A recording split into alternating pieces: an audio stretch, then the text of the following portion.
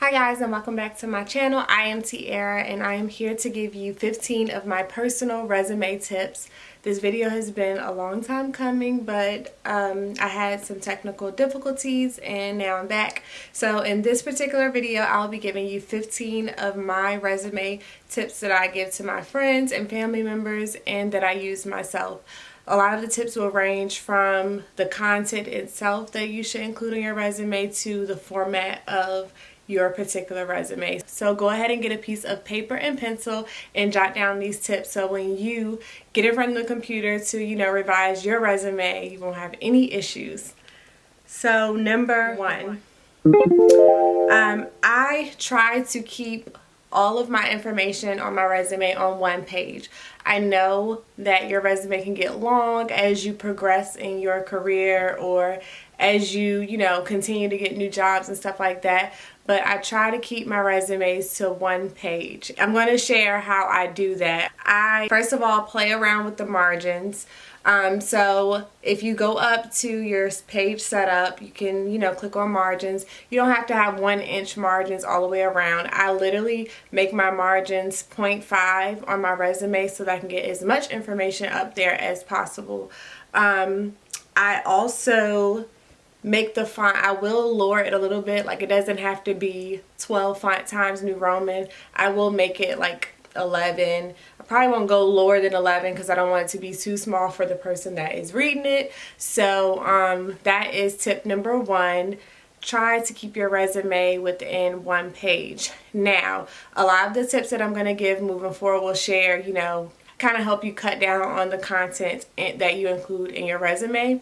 But I understand if you just have a whole bunch of great material to put on your resume, if it goes over on the second page, it's not like a make or break deal from my own experience, but I think that it's easier when someone is looking at your resume or looking at a whole bunch of resumes to see like, okay, this is this person in one sheet instead of like, okay, this person did this. And like going from one page to the next. So just think about that and how it is received by the person who is actually looking at your resume. Number two, my font on my page is always in black. I don't do color or anything like that. But a great tip that I can give you is to make sure that there's like an equal amount of white and black on the page. So you don't want to have your the spacing in between your lines like single and like there's just words everywhere on the paper. You want it to look like uniform and an equal amount of white, which is the paper itself, and then an equal amount of black, so it's just not too busy for the eye. So that's tip number two. Tip number three is to not use templates. Templates can get very, very difficult. And when I say that, I mean like when it comes time for you to edit your current resume and you've used a template, you probably notice that it's so difficult. Like you sometimes have to end up doing the whole thing over. I never use templates. All that I use is Word, Microsoft Word. So no to templates, no templates. Number four, okay, on my resume, the first thing that I include, and I'll try to put a picture somewhere in the video, but okay, on my resume I have like one sheet of paper and my name is at the very top. I do my name bigger than anything else on the page because your name is all you have in life. That's what you want people to remember, your name. Like when someone sees Tierra Tilly, I want them to know like, okay, I remember that name. So I make my name bigger on my paper and it's something subtle like maybe 14, 16 font so that it stands out a little bit more than the other words on the paper. And another way to maximize the space on your paper, use the header to do your actual name and like personal information. So your name, your address, your phone number, email, that should all be in the header. You just double click at the top of the paper and that's how you access the header on the page. Tip number five, I do not include an objective on my resume. I stopped doing that like when I think when I graduated from high school, I actually heard on the radio that that was something that people should remove from their resume, because if you really think about it, it's common sense. If you are applying for a job, it's obvious that your objective is to get that job. Let that be something that you share when you get in the actual interview. I don't think it's necessary to have an objective on your resume. Tip number 6, GPAs in colleges. So I have a list of all of the colleges I have attended on my resume, and that is like the first thing that you get to after you see my name and that information. So I have a list of the colleges, and I have my GPAs up there because my GPAs are pretty high. So I include my GPA up there. But if I'm going over a friend or a family member's resume and they have anything under, I would say, a 3.0, I would not include my GPA up there, because I really think that your GPA says a lot about you and your work ethic and stuff. So just consider that when you are looking for a job. Another thing is that I do not include my high school degree or diploma on my resume. I feel that because I am, one, working on my doctorate, and two, because I have a master's degree, obviously I have a high school diploma. So someone asked me that at a interview that I went to this past summer. They asked me, like, do you have a high, like, what high school did you go to? I didn't see that on your resume. I'm like, I told them, but I'm like, really? Like, duh, I went to high school. Come on now. So that's just my personal opinion on that. If you are fresh out of your undergraduate program, I would still include the high school information up there, but after you get to a certain point, you don't need like 5 schools on your resume. You can fill that information out on the application or share that information in the interview. Don't let it take up space on your resume when it's like a given that you have a high school diploma or equivalent. Number 7. Pay attention to the job description for resume and cover letter. So basically, whenever I am applying for any job, I make sure that I look at the qualifications, of course, and the job description of what they're looking for or what the duties will be for the employee they decide to hire.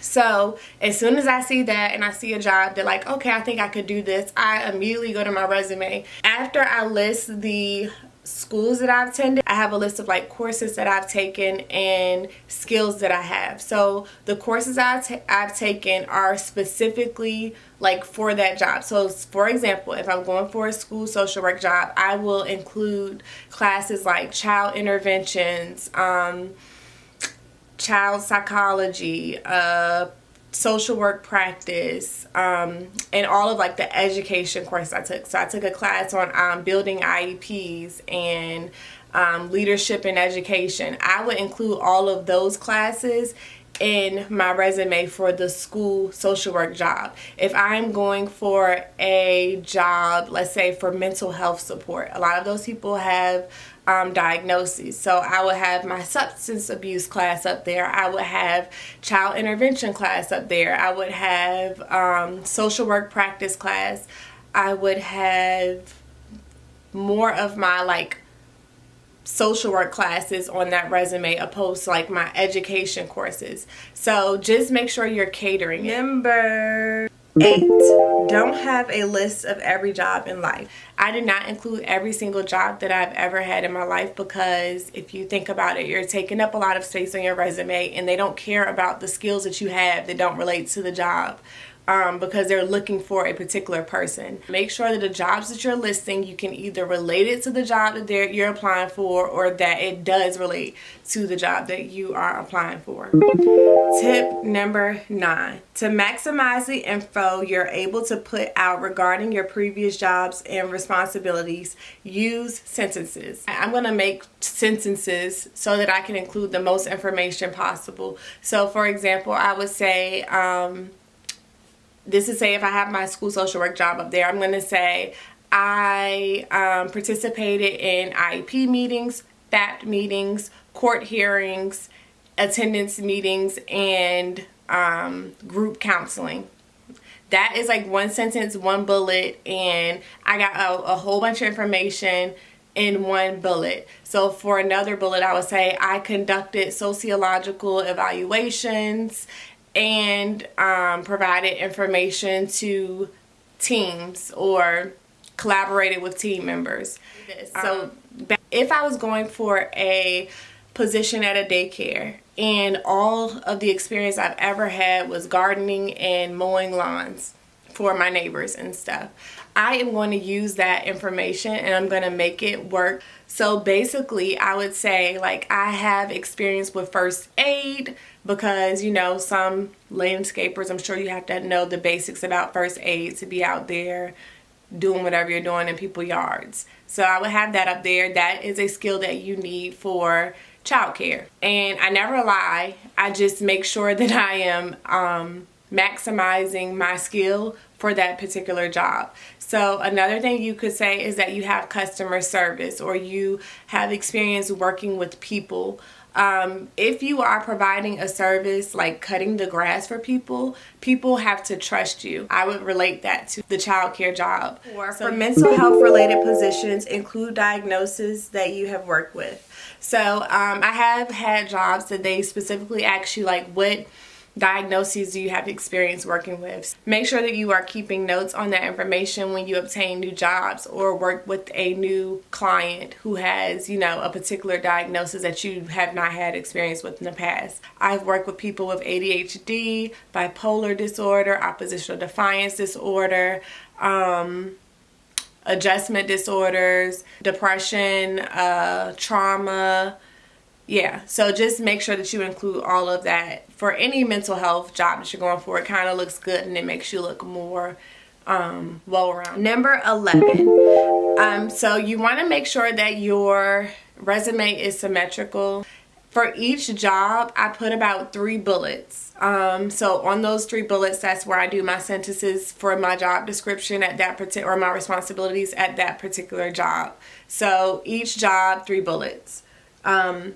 If your most recent job you want to put 4, it's not going to hurt anything, but just try to make it look organized with, you know, the same amount of lines. Okay, number 12. Include clubs, organizations that relate to the job. So if you're going for like a management job and you were a leader or you held like an office position in a club or something like that, that is information to include on your resume because it lets people know that you have that experience in a management or leadership position. So that is very important. So like if you're in any honor society, again, that kind of shares information about you and your work ethic. So the fact that you were inducted into an honor society, that says a lot. So always include that information on your resume, and that goes at like the very bottom of my resume. Number 13, I personally do not include my sorority on my resume. I am a Lady of Alpha Kappa Alpha Sorority Incorporated, but I don't include that information on my resume because, as petty as it sounds, if someone who is in another sorority or who wanted to be in my sorority is interviewing me or looking up my resume, they may decide not to hire me because I am an AKA. So I never include that on my resume. I think that after I'm hired, or if I see something, like if I see they're a soror or something like that, I may say something in the interview, but my personal life is going to come out, or my personal characteristics are going to come out as we, you know, get to know each other when I get the job. You don't need to know that on my resume. And number 14, references upon request. So I do that one of 2 ways. Sometimes I include Sometimes I include references upon request at the very bottom of my resume, like under the clubs and stuff, or I'll just leave it blank and they'll know to contact me for references. Or I've also included a second page of 3 references if they are trying to hire fast, and they'll already have my references right there. So that is something that you can do as well. And my last tip, number 15, is to consider purchasing resume paper from like Walmart or Staples. You can actually go to Staples and have them to just print out your resume, take your jump drive and have them print it on nice resume paper. Or if you have a printer, you can go to Walmart and buy resume paper. I think that if you are fresh out of college, it really sets you apart from others when people are looking at a whole bunch of resumes, if you're going to like a job fair or something like that, because they don't expect someone who is fresh out of college to think to, you know, be responsible enough to go get resume paper for their resume. So that is another thing that can help you stand out among other interviewees. Yeah, so that's pretty much wraps up all of my tips. I hope this video was really helpful. If I have not touched on a topic or information that you were looking for in this video and you have additional questions, leave those in the comment section below and I'll try my hardest to answer them as soon as possible. I really enjoy doing videos like this, so I will be doing more social work related videos. I know someone requested a in-home counseling and therapeutic day treatment information video, so I will be providing information on that, and I will be giving a special announcement in that video as well. So stay tuned for the next one. If you are not subscribed to my channel, please go ahead and click that subscribe button, thumbs up the video, and I look forward to seeing you guys in my next one. Talk to you soon. Bye.